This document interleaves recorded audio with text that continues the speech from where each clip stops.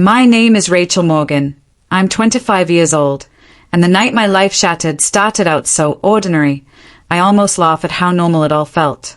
I was curled up on my couch, a soft blanket draped across my legs, the glow of the TV flickering while I absent-mindedly scrolled through my phone. Outside, the world was quiet, the kind of silence that makes you feel safe, as if nothing could possibly go wrong. If only I had known what was coming. If only I had ignored that one small buzz on my phone. It was a Tuesday night, the kind of evening when nothing remarkable happens. I had worked late at the small design studio where I'd been holding onto a part-time job, and by the time I got home, I wanted nothing more than to unwind. I made myself a simple dinner, grilled cheese and tomato soup, the kind of comfort food I'd been making since college. I slipped into pajamas, lit the vanilla-scented candle on my coffee table, and finally let myself exhale. For a moment, I felt content. Safe. Ordinary. But that illusion didn't last. My phone lit up beside me, a sharp vibration against the wooden table. At first, I didn't even look. It was late, and who sends important emails at 11 p.m.? I assumed it was spam or another automated work notification I could deal with in the morning. But then, something about the subject line caught my eye. A name I knew too well. I hesitated, my hand hovering above the phone. Not tonight, I whispered to myself, trying to convince my own curiosity to let it go. But it was too late. My stomach twisted. My heart raced. Something in me already knew this wasn't just another email. I tapped the screen. Before I tell you what I saw, I need to paint the picture of my life in that moment. I was living alone in a tiny apartment on the edge of the city, barely making rent but proud of my independence. My parents had never approved of my choices. Dropping out of college, starting a career that wasn't stable, refusing the path they laid out for me. We hadn't spoken much in months, and the silence between us was its own kind of storm cloud. Still, I told myself I was fine, that I didn't need their approval, that my quiet nights, my routines, were enough. But when that notification buzzed, I felt the weight of all those unspoken words pressing against me. I clicked the message open, and there it was, a single line, bold and cruel, staring back at me. But before I tell you what it said, I need to go back just a few minutes earlier to show you the quiet details that made what came next hit so much harder. The candle's flame flickered gently, throwing shadows on the walls. My cat, Clover, curled against my feet, purred softly, blissfully unaware of the storm about to rip through my chest. The world outside was calm. I remember thinking how beautiful it was. The stillness, the security of knowing exactly where I was and what I was doing. And then, with one click, that stillness shattered. The subject line alone was enough to make my hands shake. You need to know the truth about your family. I froze. Who would send something like that? My mind raced through possibilities. Scammers, old acquaintances, maybe even a cruel prank. But when I saw the sender's name, my blood ran cold. It wasn't a stranger. It wasn't spam. It was someone I once trusted. I could feel my pulse pounding in my ears as I stared at the screen. I hadn't even opened the body of the message yet. But something inside me knew this night would change everything. I thought of my father, the way his last words to me had been filled with disappointment, the way my mother had quietly stood by, unable to defend me. I thought of my brother, who hadn't answered my last call. And suddenly, this subject line didn't feel random. It felt deliberate. I clicked the message open. The first words made me gasp, my throat tightening. But I'll save that moment for later. Right now, I want you to understand the tension in the room. My fingers hovered over the screen, the words blurring as tears threatened to form. Clover stirred against me, as if sensing my unease. My chest ached with the kind of fear you can't name, the fear that once you read something, you can never unread it. I wanted to close my eyes, to shut the laptop, to pretend the message didn't exist. But I couldn't. My curiosity was stronger than my fear, and so was my need for answers. I thought of calling someone, maybe my best friend, maybe even my mother, but I didn't. Instead, I sat in the dim light of my living room, the quiet hum of the refrigerator filling the silence, and braced myself for whatever came next. Because deep down, I knew this wasn't a mistake. This wasn't spam. This was personal. I inhaled sharply, and then I read the first line. And in one instant, my world cracked wide open. The words were simple, but they carried the weight of years of secrets. They tore through me like glass, sharp and merciless. I dropped the phone onto my lap, staring at it as though it had burned me. My breathing grew shallow, my hands trembling. That was the moment.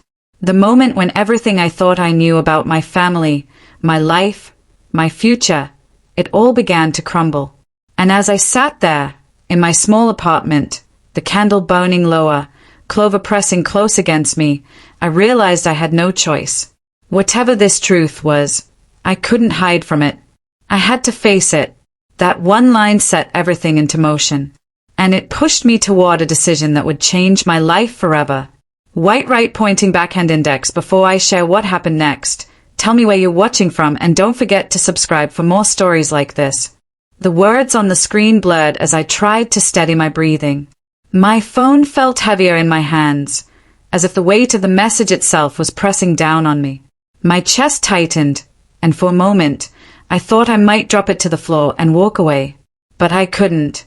My eyes clung to the glowing text as though it had a magnetic pull. The first line was short, brutal in its simplicity. Rachel, your family has been lying to you for years. I blinked, unsure if I was even reading it correctly. My thumb scrolled down, almost on instinct, though every fiber of me screamed to stop. The message continued. The life you think you know is not the truth. I can prove it. My pulse raced. My mouth went dry. I swallowed hard, but the lump in my throat refused to budge. Who writes something like that? And why send it to me in the middle of the night? I forced myself to sit upright, tugging the blanket off my lap, suddenly too hot despite the cool air drifting in from the window. Clover lifted her head, her yellow eyes glowing in the dim light, watching me with a quiet concern that only made the moment feel heavier. I scrolled again. The email was longer now, words spilling down the screen, sentences that made my stomach churn. The man you call your father isn't who he says he is. There are records, documents, even photos. I don't know how much your mother knows, but I can tell you one thing. This secret has been buried for decades, and you deserve to know the truth before it destroys you too. I gasped, my hand flying to my mouth. My eyes darted across the room as though someone might be there, watching me unravel. My father, the one who had raised me, the one whose disappointment had followed me like a shadow, the one who had looked me in the eye and told me I'd never amount to anything. Not who he says he is. The words repeated in my head, over and over, as if chanting them would somehow make them make sense. I stood up, pacing the small stretch of carpet between my couch and the kitchen counter.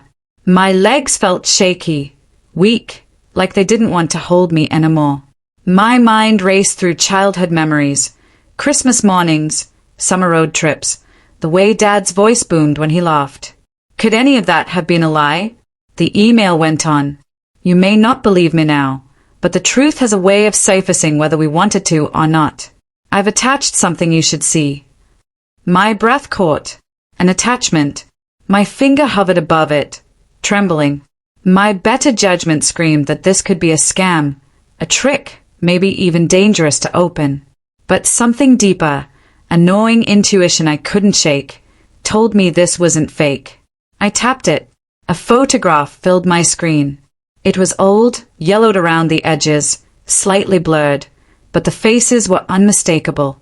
My mother, much younger, standing beside a man who wasn't my father, and in her arms, a baby with my eyes, my cheeks, my small, rounded chin. I stumbled backward, the phone nearly slipping from my grip. My heart thundered against my ribs, so loud I swore it might wake the neighbors. That couldn't be me. It couldn't. But deep down, I knew it was. God! I whispered, my voice cracking in the empty room. I sank back onto the couch, staring at the photo until my vision blurred with tears. Memories collided in my mind like shards of broken glass. My father's harsh words when I left college. The way my mother always avoided eye contact whenever I asked about her past. The hushed arguments I'd overheard late at night when I was a child. Pieces of a puzzle I hadn't even known existed were suddenly pressing together, forming a picture I wasn't ready to see. The email ended with one final line. If you want the full truth, meet me tomorrow at 6 p.m. I'll be waiting. No name. No phone number. Just that. I dropped the phone onto the coffee table, my hands pressed against my temples as I tried to process. My body trembled uncontrollably, the kind of shaking that comes when fear and anger collide. I whispered to myself, desperate, frantic, this isn't real. This can't be real. But the photo burned in my mind. I stood again, moving toward the kitchen sink, splashing cold water on my face as though it could wash away the panic. My reflection stared back at me in the window above the sink, wide eyes, pale skin, lips pressed tight. For the first time in my life, I wasn't sure who I really was. The minutes dragged into hours as I sat there, my mind a whirlwind of possibilities. Was this the work of some cruel stranger? Or was it the first crack in a wall of lies I had never thought to question? I wanted to call my mother, to demand answers, to scream. But it was past midnight, and fear paralyzed me. What if she denied it? What if she hung up? Or worse, what if she told me it was true? I wrapped the blanket tightly around myself, rocking slightly as I tried to slow my breathing. Clover leapt onto my lap, curling close as if trying to hold me together. I buried my face in her fur, sobbing quietly, the sound muffled against the stillness of the night. Every tick of the clock pulled me closer to dawn, closer to a meeting I didn't know if I had the courage to face. But one thing was certain, my life had already changed. Because once you read words like those, once you see a photo that cracks your reality wide open, there's no going back. And as the candle finally burned out beside me, plunging the room into darkness, I realized the truth had already taken root inside me. Whatever came next, I couldn't ignore it. Not anymore.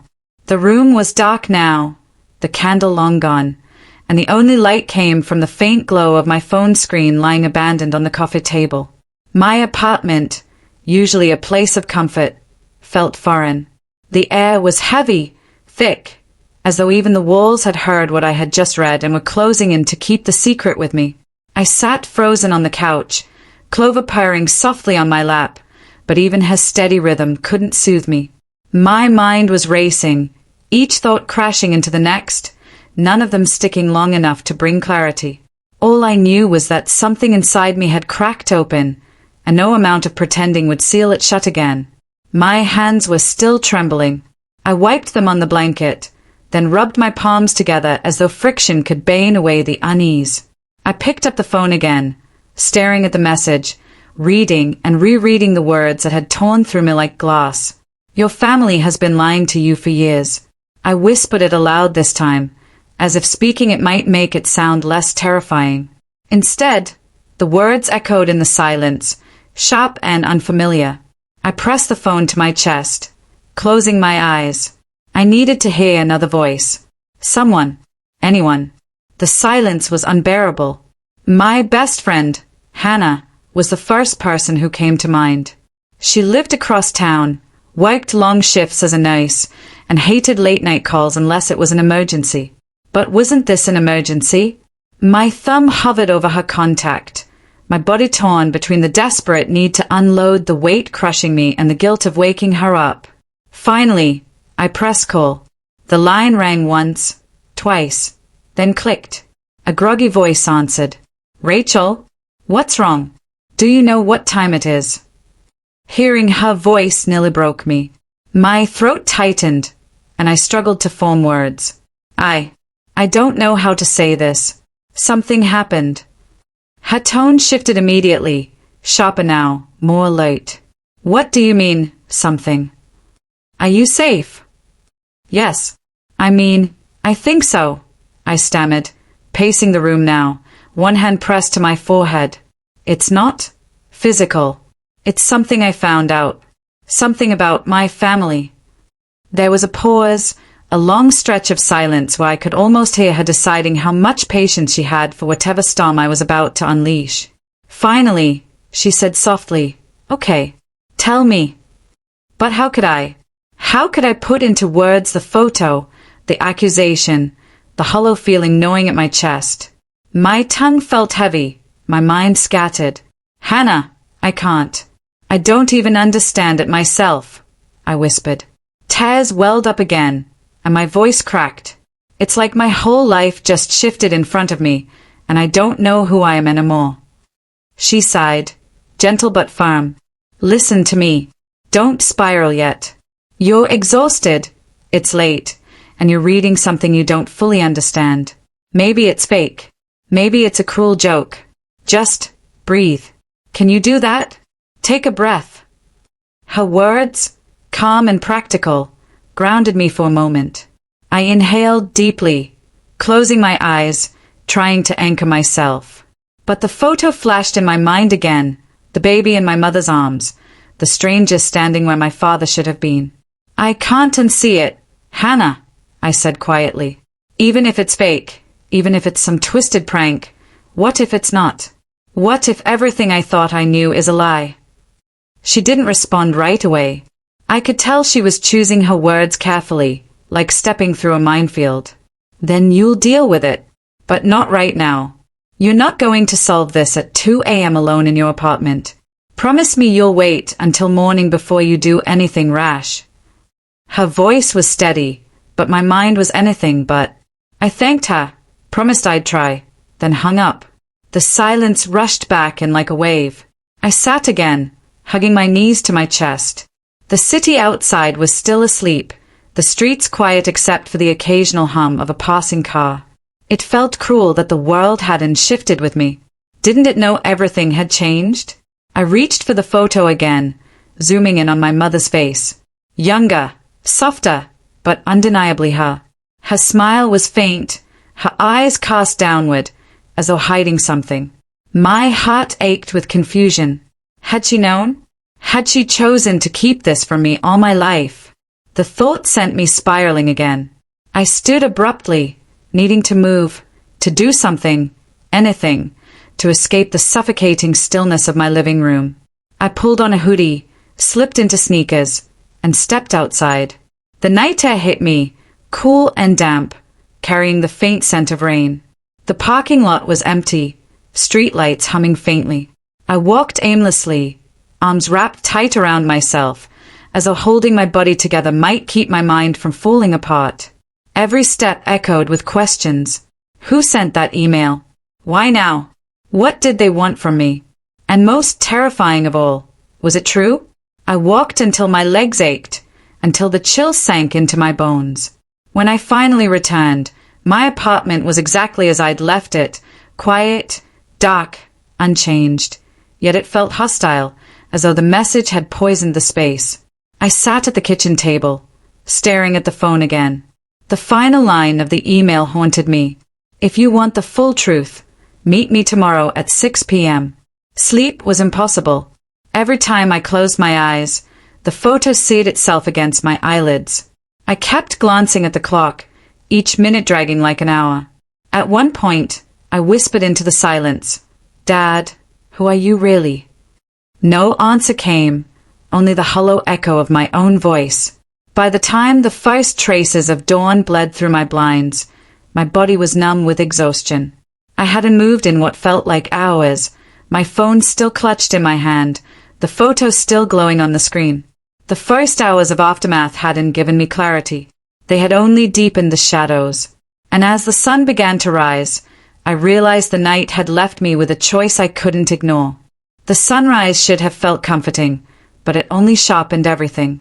The pale light slipped through my blinds, spilling across the living room and catching on the empty coffee mug, the crumpled blanket, the phone that had not left my hand all night. For the first time in hours, I saw my reflection in the dark TV screen across from me. My eyes were swollen, my skin gray with fatigue. I looked like someone I didn't recognize. I dragged myself to the bathroom and splashed cold water on my face, hoping it would wake me. The water ran down my cheeks in uneven streams, but it couldn't rinse away the heaviness pressing into my chest. I gripped the edge of the sink and stayed into the mirror. "Pull it together," I whispered. My voice sounded hoarse, foreign. But how could I? How do you pull yourself together when the ground beneath you is splitting? The apartment felt smaller than ever, like the walls were folding in. Every corner carried the memory of last night, the trembling hands, the unanswered questions, the endless spiral. I needed to escape the claustrophobia of my own thoughts. I grabbed my keys and stepped outside. The morning air was crisp, carrying the scent of damp earth and car exhaust. People were beginning their day, neighbors jogging with headphones in, a mother ushering her toddler into the car, the mailman making his usual round. To them, it was an ordinary Tuesday. To me, it was the first day of a world that no longer made sense. I drove without direction, letting the streets guide me. The city looked the same but felt different, like I was walking through a set where everyone else knew their lines, and I had forgotten mine. Every billboard, every passerby, every honk of a horn seemed louder, sharper, more intrusive. I ended up at a small diner near the edge of downtown, a place Hannah and I had visited after late-night study sessions years ago. The neon signs still flickered weakly, and the smell of frying bacon drifted out the door.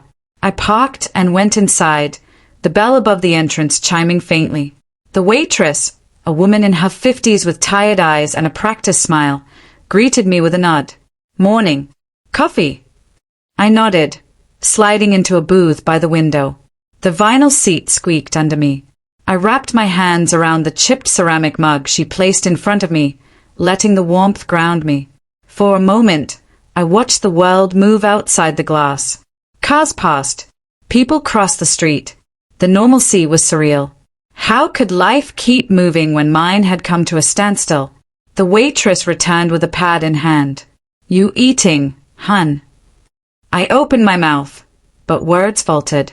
My stomach churned at the thought of food. I shook my head, offering a faint smile. "Just coffee, thanks." She gave me a look that said she'd seen hundreds of people like me, tired, restless, running from something they couldn't name. She didn't press. I sat there for nearly an hour, sipping coffee that grew colder by the minute.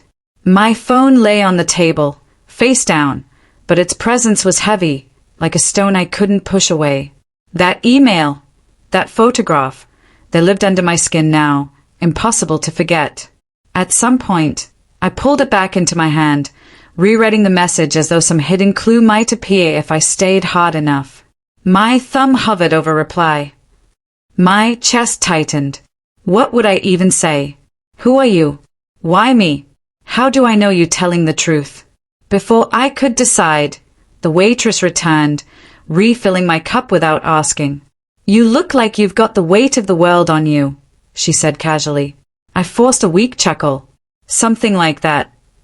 She patted my shoulder lightly, motherly but brief. "Coffee helps, but talking helps more." How kindness cracked something in me. My throat tightened, and I looked away quickly, blinking fast. I couldn't unload this onto a stranger. Not here, not yet. After she left, I stared down at the swirling liquid in my cup. My reflection wavered, distorted, reminding me of how fragile everything felt now. By late morning, I forced myself to leave. The air outside was brighter, but it felt harsh, almost blinding. I drove home in silence, the hum of the engine the only sound filling the car. Back in the apartment, Clover stretched lazily on the couch, her presence the only piece of familiarity left. I scooped her into my arms, pressing my face into her fur, inhaling the soft, comforting scent. She didn't care about secrets or lies. She just knew I was hers. But as I sat there holding her, the phone buzzed in my pocket. My heart lurched. A new message. I set Clover down gently, my hands trembling again as I unlocked the screen. It wasn't from Hannah. It wasn't from work. It was from the same anonymous sender. "Don't ignore this, Rachel. You deserve the truth. 6 p.m. today. Same place I mentioned. Come alone." The words sent a chill crawling up my spine. My eyes flicked to the clock. 11:04 a.m. 7 hours. 7 hours to decide whether to walk into the unknown or stay here and let the questions rot inside me. I dropped the phone onto the couch and pressed both hands to my face. My reality was no longer mine. It was shifting beneath me, reshaping into something I didn't recognize. And for the first time, I wondered if I was strong enough to survive what waited on the other side. The hours after that message dragged like lead. Each tick of the clock felt louder, sharper, as though time itself wanted to mock me. I couldn't sit still. I paced the apartment, wore a path across the living room rug, and kept checking the window as if someone might be watching me from the street below. Every sound became suspicious. The hum of the refrigerator, the click of pipes in the walls, the footsteps in the hallway outside my door. My nerves were raw, every muscle tensed, waiting for something I couldn't name. By noon, I tried distracting myself. I turned on the TV, flipping through channels I didn't really see. A cooking show, a rerun of some sitcom with canned laughter, the news, words blurred into noise, my focus starting back to the phone lying silent on the coffee table. I picked it up, set it down, picked it up again. My fingers hovered over Hannah's contact. I could call her, just call and ask straight out, "What aren't you telling me?" But the thought of hearing her voice, calm or maybe trembling, sent another wave of panic crashing through me. Instead, I typed and erased 3 drafts of a reply to the stranger. None felt right. None sounded strong enough. Clover brushed against my leg, meowing for food. Her ordinary needs steadied me for a moment. I scooped kibble into her bowl, listening to the crunch of her small teeth as if it were the most grounding sound in the world. But even that normalcy couldn't hold me. My body buzzed with restless energy, and I knew I couldn't just sit here, waiting for 6 p.m. to arrive. At 2:15, I grabbed my jacket and left the apartment. I didn't know where I was going, only that I needed to move. My legs carried me through the city streets, past shops and cafes, past people living lives untouched by shadowed emails and veiled threats. I ended up at the library. It was quiet, too quiet, but something about the rows of books calmed me. The muted hum of whispered conversations, the faint scratch of pens against paper, normal human noises. I sat at a table near the back, pulling a random book from the shelf just to keep my hands busy. But I didn't read a single word.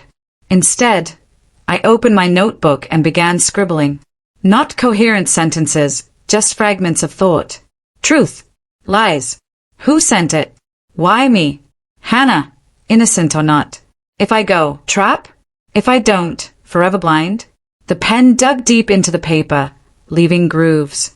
I pressed harder, faster, until the words became illegible scratches. My breath grew shallow.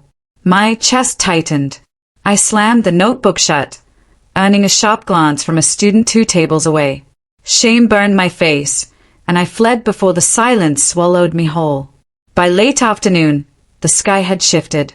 Clouds gathered, gray and heavy, pressing low over the city. The weight inside me mirrored the one above. At 5:12, I sat back in my apartment, staring at the clock. Less than an hour. My body was trembling now, not from fear alone but from the build-up of everything. The sleepless night, the unanswered questions, the feeling of being split in half. The message's words replayed endlessly. 6 p.m. today. Same place I mentioned. Come alone. Alone. The word felt like a blade. I thought of telling someone. Anyone. But who? My parents, who barely checked in. A friend from work, who only knew the surface of me. No. I had no one. Just Hannah, and she was the reason for all this in the first place. The breaking point arrived quietly, not with an explosion but a collapse. At 5:24, I sank to the floor beside the couch, pulling my knees to my chest. My whole body shook. Tears came fast, harder than the night before, shaking me until my ribs hurt. I can't do this, I whispered into the empty room. My voice cracked, weak, desperate. I can't. Clover padded over, nuzzling my hand. I buried my face in her fur, sobbing into the only creature who wouldn't demand answers. But crying didn't stop the clock. At 5:43, I forced myself up. My face blotchy, throat raw, hands trembling so badly I could barely tie my shoes. But I did, because somewhere beneath the collapse, another voice whispered, "If you don't go, you'll never know. And not knowing might destroy you more than the truth ever could." I grabbed my phone, keys, and jacket. I looked back at Clover. "I'll be back," I promised, though I wasn't sure it was true.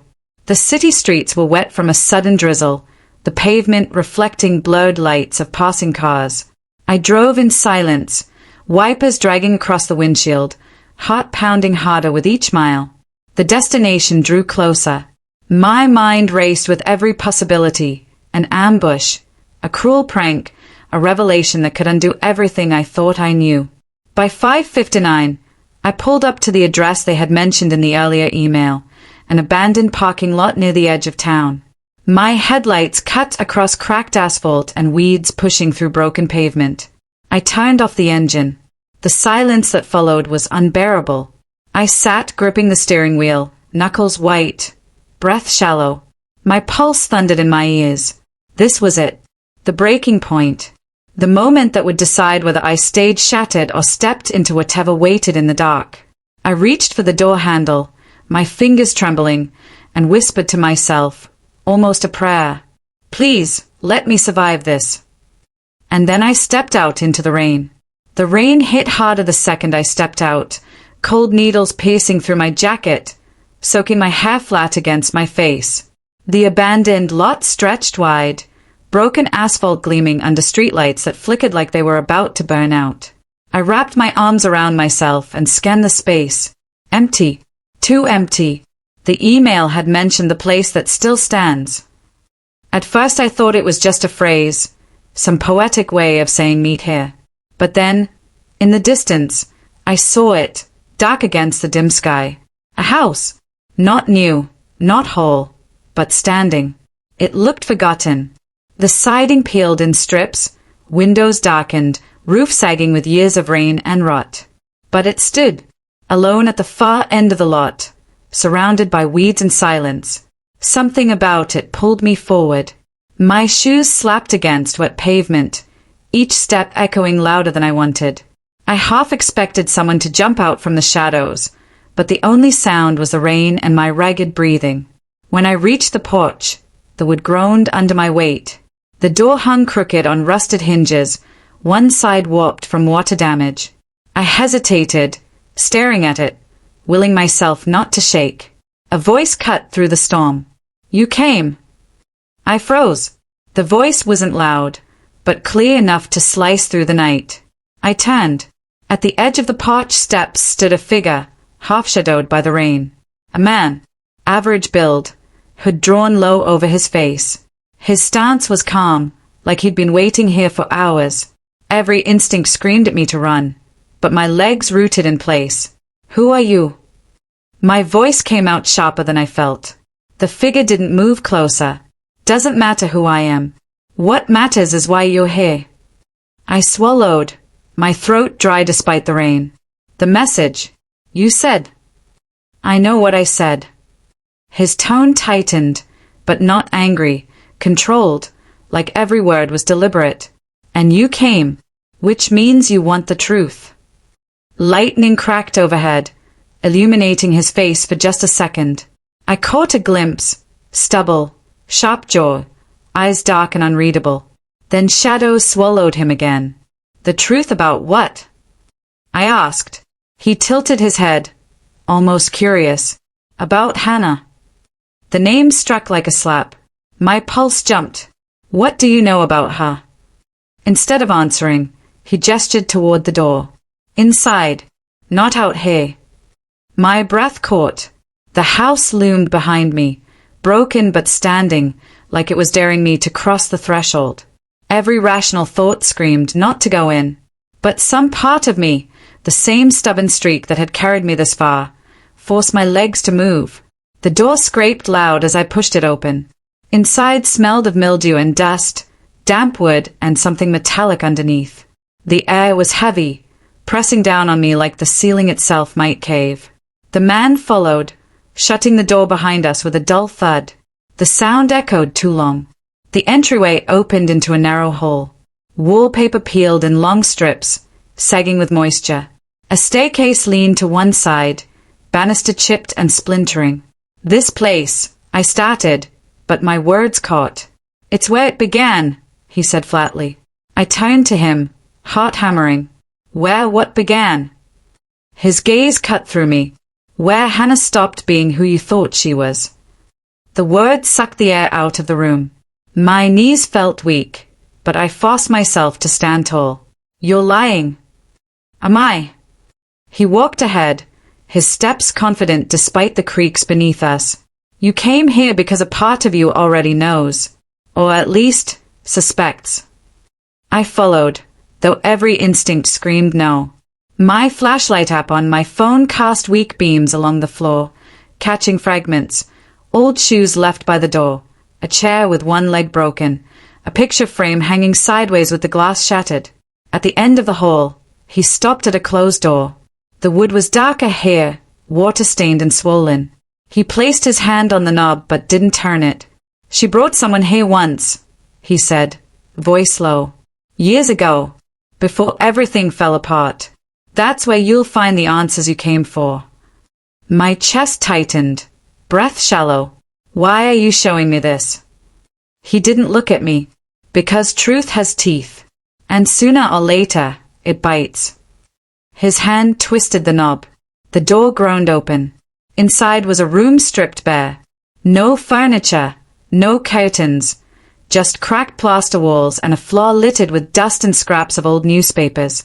Yet there was something about the air, thicker, heavier, almost humming with what lingered. In the center sat a box. Wooden, small, edges warped with water. My flashlight beam shook as I lifted it toward the box. "What is that?" The man didn't answer. He only watched. Kneeling, I brushed dirt off the lid. My fingers trembled as I pried it open. The hinges screeched, breaking the silence. Inside were papers, photos, letters. Some yellowed with age, others recent enough to sting. The first photo I picked up nearly stopped my heart. Hannah, smiling, arm around someone I didn't recognize. A man. Different settings in each photo. Cafes, parks, even this very house. The letters were worse. Notes written in her handwriting. Words that didn't match the sister I knew. Codes. Instructions. Promises I couldn't piece together. I dropped them, my vision blurring with tears. "No," I whispered, shaking my head. "This isn't real." "It's real," the man said softly. "And it's only the beginning." The room spun around me. The rain outside pounded harder, rattling the broken windows. My chest ached, breath hitching, as if the house itself was pressing in, forcing me to face something I wasn't ready to see. I wanted to scream, to run, to tear the photos apart until they vanished. But I couldn't move. My body had turned to stone, my mind reeling between denial and dread. The house stood around me, broken but unyielding. And I realized it wasn't just wooden walls. It was truth. It was memory.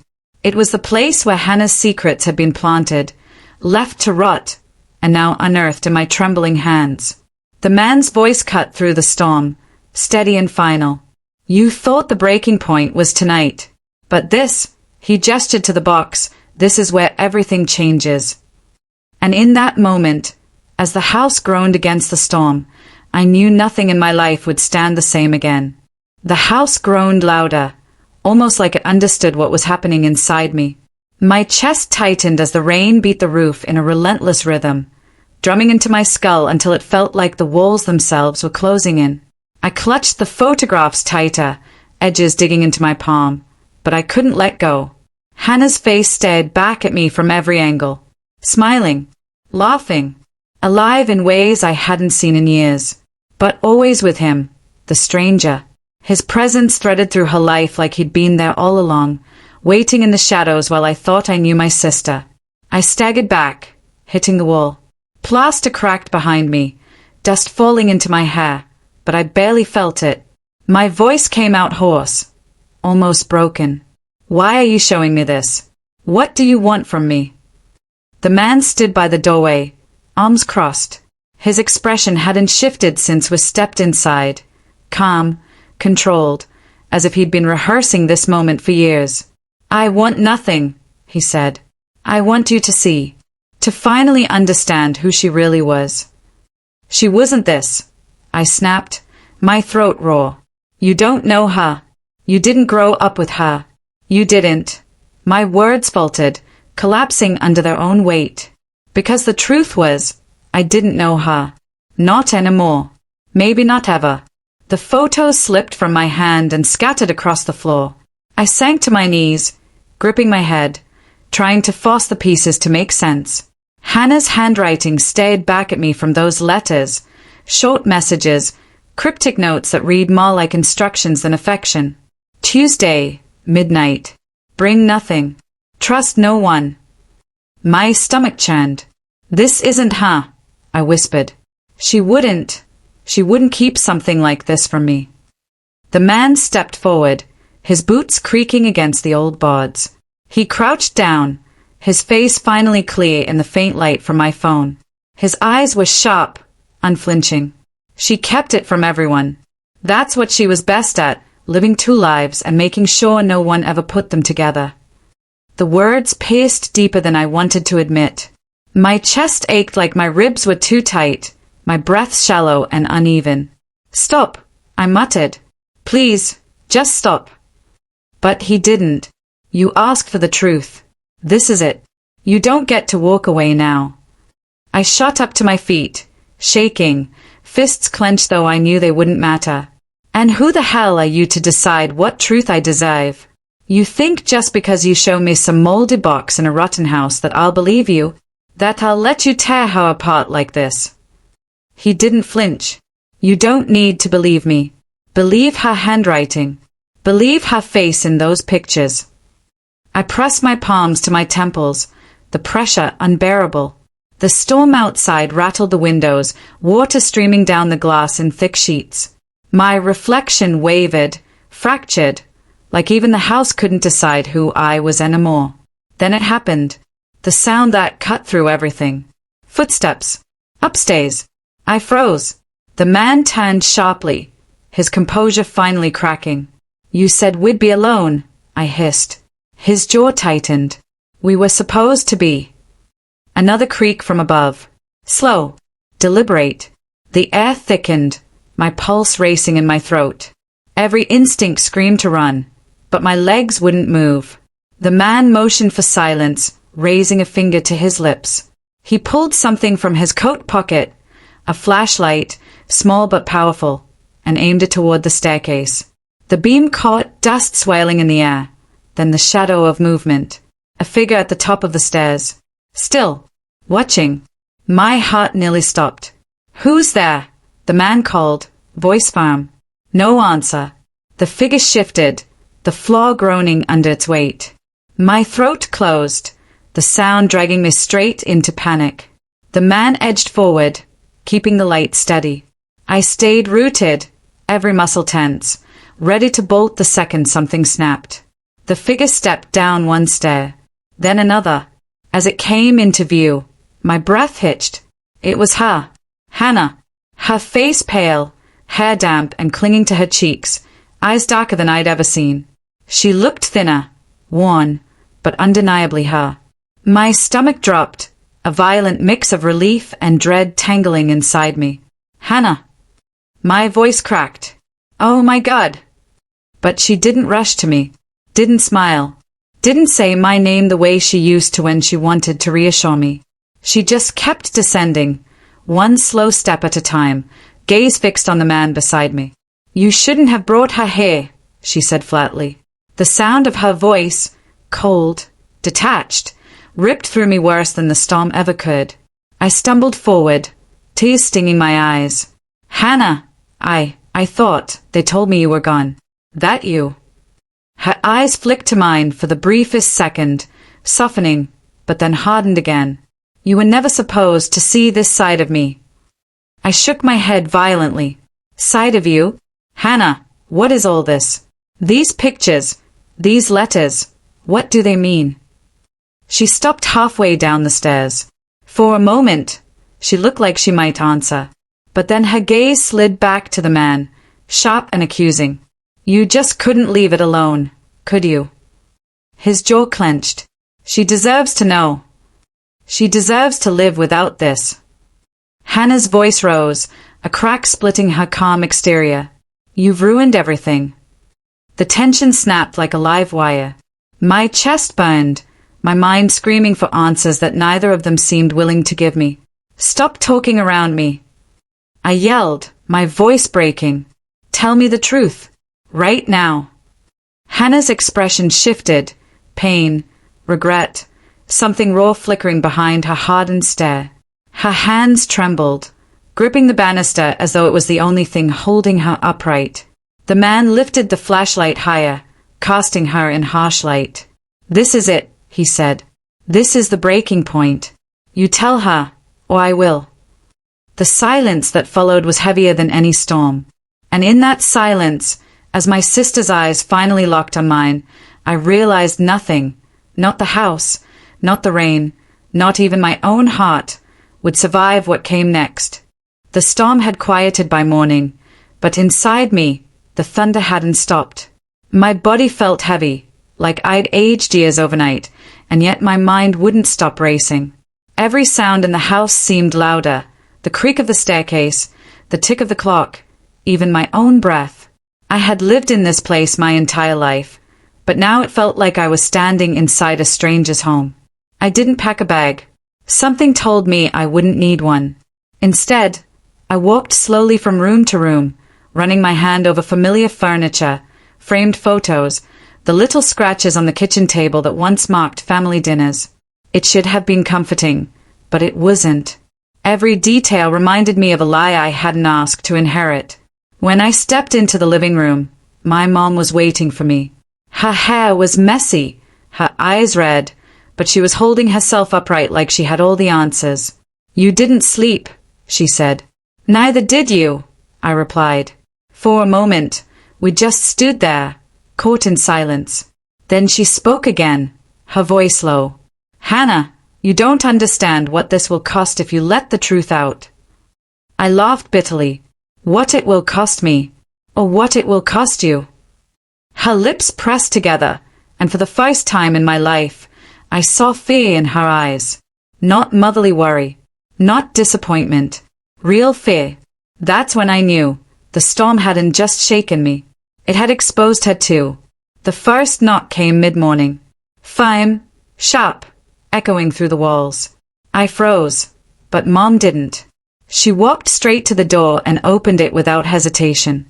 A man stepped inside, tall, gray at the temples, wearing a suit that didn't belong in our shabby little living room. He didn't introduce himself, but he looked at me as though I already knew his name. Hannah, he said, voice smooth, controlled. I'm here to discuss the documents you found. My chest tightened. Who are you? Someone who's been protecting this family longer than you realize. Mom shifted uncomfortably, her hands twisting together. Don't, she whispered to him. But the man ignored her. You think last night was the revelation, he continued, eyes locked on mine. But that was only the beginning. What you uncovered, it ties you to something far bigger than this house, far bigger than your father's mistakes. I felt the floor tilt beneath me. What are you talking about? He leaned closer, lowering his voice. Your name isn't just Hannah Hayes. It was never meant to be. I wanted to scream, to demand answers, but the words caught in my throat. My mom's silence was worse than any confession. She wasn't denying it. She was just standing there, trembling. I don't believe you, I managed to say. The man slipped a small envelope onto the coffee table. Then don't take my word for it. Read for yourself. I didn't touch it. My hands were shaking too much. You've been living in one storm, he said softly, but the real one hasn't even arrived. With that, he turned and left, his footsteps fading until the only sound was the clock ticking again. I finally looked at my mom. She was crying now, silent tears streaming down her face. "Tell me he's lying," I begged. But she didn't. Hours passed. I sat staring at that envelope, afraid of what it might hold. My phone buzzed with messages from friends asking if I was okay, but I couldn't bring myself to answer. What could I say? That my family wasn't who I thought they were? That my name, my life, might not even belong to me? By evening, I forced myself to open it. Inside were 3 documents. A birth certificate with a name I didn't recognize, a legal letter with signatures blacked out, and a single photograph, faded but unmistakable. A baby in a hospital blanket, a bracelet around its wrist with the same birth date as mine. But the name wasn't Hannah. It was someone else entirely. I felt the world collapse in on itself. My memories, my identity, the very foundation of who I was, it all blurred. That night, I stood outside in the rain again, just like the night everything began. But this time, I wasn't trembling. I wasn't lost. I was something else. Terrified, yes, but also awake. The storm above had passed, but the storm inside me had only begun. I knew then that life as I knew it was gone. There was no going back. Not after this. My mom came to the doorway, calling my name softly, almost pleading. But it didn't feel like my name anymore. Not really. I turned toward her, my voice steady. "If everything you told me was a lie, then who am I?" Her face crumpled. She opened her mouth. But before she could answer, the lights in the house flickered once, twice, and then went out completely, plunging us into darkness. And in that silence, I realized maybe I wasn't supposed to know the full truth yet. Maybe the truth was still coming. The storm may have ended for the world outside, but inside me, it was only just beginning. And this time, I wasn't going to hide from it. White right pointing backhand index, tell me where you're watching from, and don't forget to subscribe. I promise, the storm isn't over yet.